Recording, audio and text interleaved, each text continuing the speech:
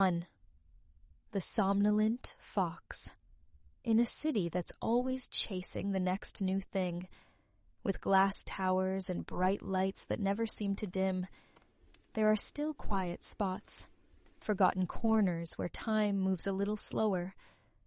One of them is a narrow, cobblestoned alley you could easily miss, tucked between two modern buildings that seem to lean away from each other, as if embarrassed by what lies between them. Here, behind a wall of ivy that has grown wild and thick over the years, sits a small antique shop called the Somnolent Fox. The name itself feels like an invitation to discover sleeping stories. The shop has been there for decades, run by the same family for 3 generations, each owner adding to the collection of forgotten things.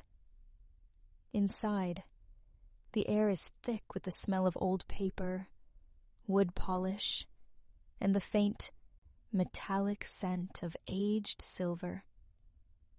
It's a quiet place, filled with objects that have outlived their owners, each one holding a story that no one remembers anymore. The floorboards creak with every step, a sound that has become part of the shop's character. The shelves are crowded with things that once mattered to someone, pocket watches that no longer tick, photographs of people whose names have been forgotten, books with inscriptions from lovers who are now dust. When the afternoon sun finds its way through the dusty window, it lights up the particles of dust floating in the air. They settle on old brass telescopes that once gazed at distant stars, on teacups with faded flower patterns that once held morning coffee in someone's favorite ritual, and on wooden chess pieces left in the middle of a game nobody will ever finish. The current owner, an elderly man named Thomas, has learned not to disturb these arrangements too much.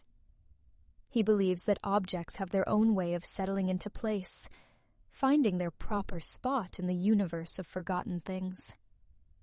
And there, in a glass display case near the back of the shop, resting on a piece of worn velvet that was once a deep burgundy but has faded to a dusty rose, is a letter. It's a simple, quiet object, easy to overlook among all the other treasures. Thomas placed it there 5 years ago, when he bought a box of miscellaneous items from an estate sale. Most of the box's contents were unremarkable: old buttons, a broken brooch, some costume jewelry. But this letter caught his attention. There was something about it that spoke to him, though he couldn't say what to. The unopened letter. The envelope is a faded cream color, and you can tell it's old and fragile.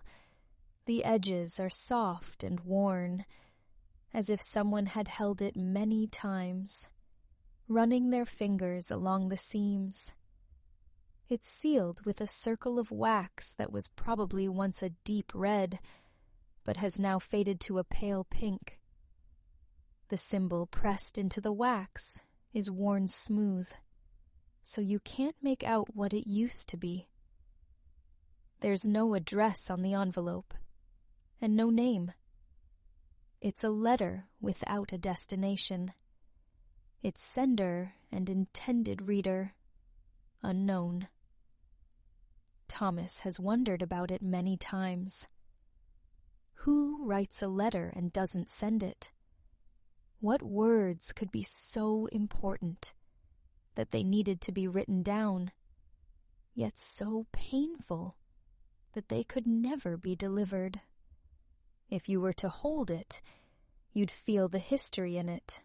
The paper gives off a faint scent of dried lavender and something else that's harder to place, like the smell of rain on dry ground, or the scent of old books in a library that hasn't been opened in years.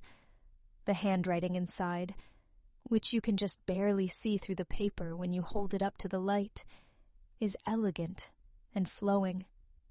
It comes from a time when people wrote letters by hand, choosing their words carefully, knowing that each sentence would be read and reread, treasured and kept. It's clearly a love letter, a declaration of feelings from a long time ago, but who wrote it, and for whom, is a mystery that the letter keeps locked inside itself. This isn't just a piece of paper. It's a container of emotions. It holds the memory of a love that was once alive and real. The words speak of shared jokes, of quiet moments, of the comfort of holding someone's hand in the dark. It's a portrait of a deep connection, but the names and faces are missing. The letter is a story that has forgotten its own characters, a love letter that never made it home. 3. ELARA the painter. It was written by a woman named ELARA. She was a painter who saw the world in a unique way. For her, a field of sunflowers wasn't just yellow. It was a burst of joy, a defiant shout of color against the sky. A rainy day wasn't gray. It was silver and pearl, and the deep blue of sadness mixed with peace. She lived in a small attic studio in the old part of the city, the kind of place that landlords today would call charming and charge a fortune for, but back then was just cheap housing for artists and dreamers. Her walls were covered with her work, some finished, some abandoned halfway through, when a new idea seized her. Her hands were always stained with paint, the colors working their way under her fingernails and into the creases of her palms. She was a quiet, observant person who felt things deeply, sometimes too deeply. Her childhood had been spent in the countryside, in a small village where everyone knew everyone else's business. Her father was a school teacher, a patient man who taught her to read before she could walk properly.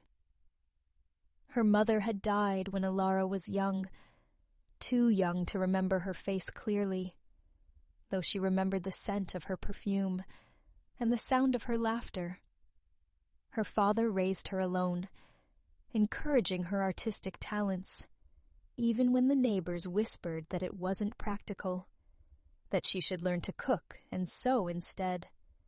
That quiet life in the countryside taught her to notice the small details, the way the light changed through the day, the different shades of green in a forest, the sound of the wind in the trees, the particular silence that comes just before a storm. This attention to detail filled her art, giving it a depth that drew people in, making them feel like they were looking at something they had always known, but never quite seen before. 4. Liam, the musician. Then she met Liam. He was a musician, a cellist, who could express powerful emotions through his music. He grew up in the city, surrounded by a cacophony of sounds, the rattle of trams, the shouts of street vendors, the constant hum of people living their lives in close quarters. He had learned to find the music in the noise, to hear the rhythm in chaos. His family were not artists. His father was a baker who rose before dawn every day, his hands white with flour, his back bent from years of kneading dough. His mother was a seamstress who worked late into the night, her fingers nimble and quick, her eyes strained from years of close work by lamplight. From them he learned the value of hard work and dedication, the understanding that anything worth doing required sacrifice and persistence. He applied these lessons to his music, practicing for hours every day, not out of obligation, but out of a deep, abiding love for his instrument. The cello was his voice, the way he spoke to the world. 5. The meeting. They met in a crowded jazz club on a Friday night in October. It was a place she rarely went. She didn't like crowds, didn't like the noise and the press of bodies, but her friend had insisted, had dragged her out of her studio where she'd been working for 3 days straight, barely eating, barely sleeping. The club was hot and smoky, filled with the kind of people who came alive at night. She found a corner table and pulled out her small notebook, the one she always carried, and started sketching the saxophone player, trying to capture the energy of the music in lines and shades. She was so focused on her work that she didn't notice the man watching her from across the room. Liam was sitting alone at the bar, nursing a whiskey he didn't really want. He'd come to the club to hear the music, to study the way the jazz musicians improvised, the way they communicated with each other without words. But then he saw her, this woman with paint-stained hands and intense focus, and he forgot about the music. He watched the way she moved her pencil across the page, the way she tilted her head when she was concentrating, the way she seemed completely unaware of everything around her. He didn't approach her with a clever pickup line or a charming smile. He wasn't that kind of man. Instead, he sent a glass of red wine to her table with a note that said simply, "For the artist who sees the music." She looked up, surprised, and their eyes met across the crowded room. He raised his glass in a small salute, and she smiled, a real smile, not the polite one she usually gave to strangers. That was the beginning. 6. A love that grew. Their relationship wasn't a whirlwind romance. It grew slowly and naturally, like a plant turning towards the sun. They took long walks, not just in parks, but through the city's forgotten alleyways and industrial districts, finding beauty in the overlooked corners of the world. She showed him how to see the way light fell on brick walls, the patterns made by rust and decay. He showed her how to hear the music in everyday sounds, the rhythm of footsteps on cobblestones, the melody of rain on different surfaces. They had deep conversations in quiet cafes, sharing their dreams and fears. He told her about his dream of composing a symphony for the city, a piece of music that would capture its energy, its loneliness, its beauty, its contradictions. She told him about her desire to paint a series of portraits, not of people's faces, but of their hands, believing that a person's hands told the true story of their life, the work they did, the things they created, the people they touched. He would play his cello for her in her studio, the music filling the small space, making the walls vibrate with sound. She would paint while he played, not him, but the colors and shapes that his music created in her mind. Sometimes she painted in broad, sweeping strokes, following the rise and fall of his melodies. Sometimes she worked in tiny, precise details, matching the delicate fingering of his faster passages. They understood each other on a level that went beyond words, a silent communication of two souls who had found their counterpart in the world. 7. The shadow of war. But their time together was overshadowed by the growing threat of war. The news was a constant, low hum of anxiety in the background of their lives. At first, it seemed distant, something happening in other countries to other people. But then it grew closer, more real, more unavoidable. Young men started disappearing from the streets, showing up weeks later in uniform, their faces harder, their eyes older. Liam, a man who created beauty, who believed in the power of art to heal and connect, was drafted. The letter came on a Tuesday morning, official and impersonal, telling him to report for duty in 2 weeks. Their goodbye at the train station was quiet and heartbreaking. The station was a chaotic scene of tearful families and stoic soldiers, of mothers clutching their sons, of young wives holding babies their fathers might never meet.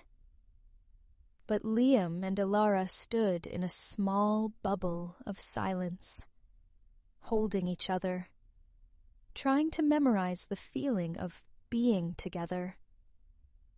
The air smelled of coal and unspoken goodbyes, of fear and forced optimism. He gave her a small silver locket with a tiny cello engraved on it, the metal still warm from being in his pocket. "So you don't forget my music," he whispered, his voice thick with an emotion he was trying to control. Trying to be brave for her, she gave him a small watercolor of a sunflower, painted on thick paper, that could survive being folded and carried. "To remind you of the sun," she told him, her own voice barely a whisper. "To remind you that there's still beauty in the world, even when everything seems dark." 8. The waiting after he left. ELARA's life became an exercise in waiting.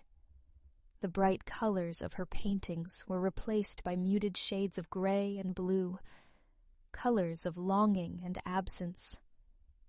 Her studio, once a place of vibrant creation, became a quiet space of hope and fear. She wrote to him every day, her letters a connection across the distance, a way to keep him with her, even though he was gone. She told him about her day, about the funny dog she saw on her walk, about a new shade of blue she'd mixed that reminded her of his eyes.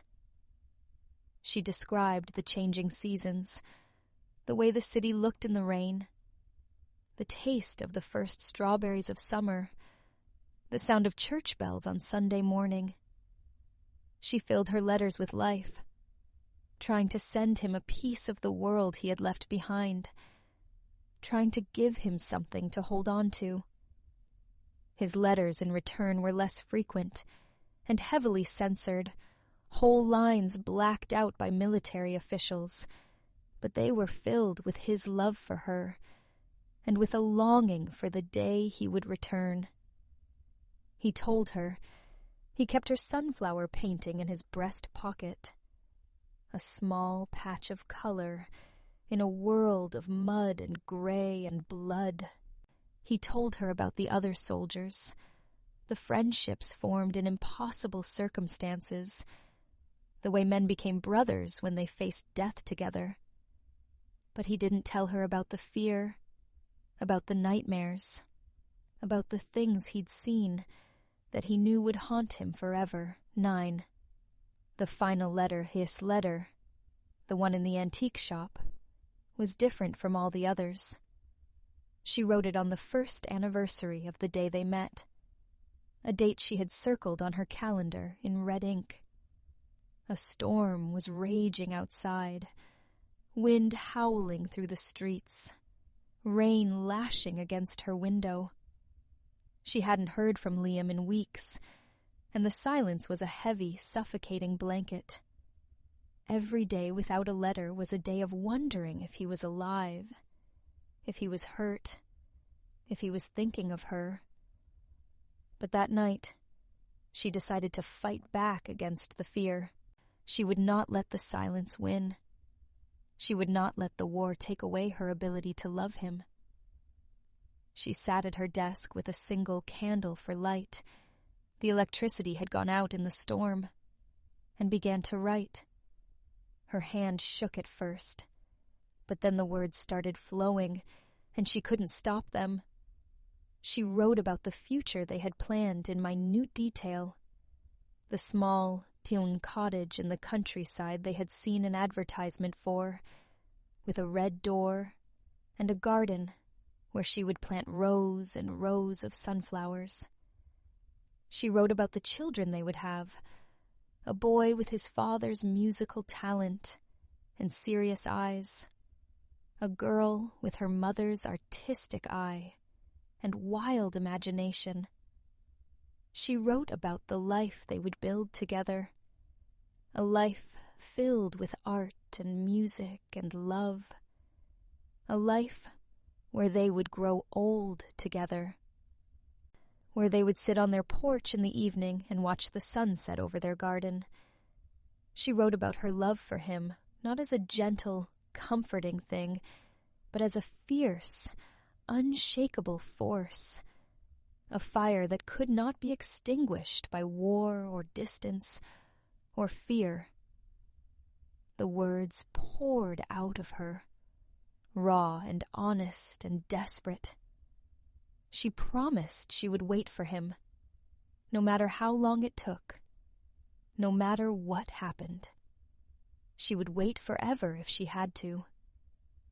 She planned to mail it the next morning, feeling a renewed sense of hope, a sense that somehow, by writing these words, she had made them more real, had brought their future closer. But the morning brought a different kind of letter.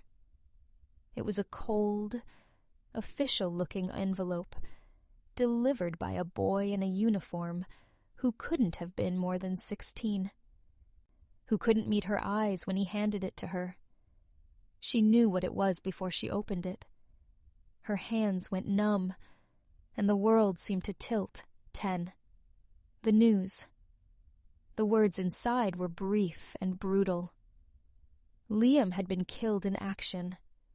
A single sentence, a bureaucratic formality that ended her world. There were no details, no explanation of how or where or why. Just the fact of his death, delivered like a bill or a notice about taxes. In an instant, her world, once so full of color and music, went silent and gray. The letter, her beautiful and heartbreaking final message to him, was never sent. What was the point? There was no one to receive it anymore. It became a sacred object, the last piece of a love that now only existed in her memory. She kept it in a small wooden box with the silver locket, dried flower petals from a bouquet he had given her on her birthday, and a faded photo of him smiling, taken on one of their walks through the city. It was a private memorial to a future that would never happen, to a life that had been stolen from them. 11. A life shaped by loss. For a long time, she couldn't paint. The colors seemed to mock her, the act of creation a painful reminder of all that had been destroyed. She would sit in her studio, staring at blank canvases, unable to make her hand move. But eventually, slowly, she returned to her art. Her grief poured onto the canvas in ways she couldn't express with words. Her work gained a new depth, a quiet, melancholic beauty that resonated with people in a way her earlier, more joyful work had not. People said her paintings made them feel things they couldn't name, made them remember losses they thought they'd forgotten. She became a successful artist, her work sought after and celebrated, but her success was a hollow thing, a constant reminder of the man who was not there to share it with her, the man who would have been so proud. Years went by. ELARA never married, never loved anyone else in the same way. Her heart, it seemed, had been given away and never returned. She lived a quiet life, her art her only companion, her studio her sanctuary. She had friends, people who cared about her, but there was always a part of her that remained distant, untouchable, locked away in that moment at the train station when she said goodbye. The letter remained in its box, a silent witness to a life shaped by a great love and a great loss. 12. The letter finds its home. When ELARA died as an old woman, her studio was cleared out by people who didn't know her story, who saw only the value of her paintings and the inconvenience of her other possessions. Her paintings, now famous, were carefully packed and sent to galleries and museums, where they would hang on walls and be studied by art students and admired by collectors. Her other belongings, her furniture, her books, her clothes, were sold off to dealers and second-hand shops. The small wooden box, found in a dusty corner of her studio, was sold as part of a larger lot to the owner of the Somnolent Fox. Thomas, the shopkeeper, didn't know the story behind the letter. He simply saw it as a beautiful, lonely object and placed it in the display case, giving it a place of honor among the other forgotten things.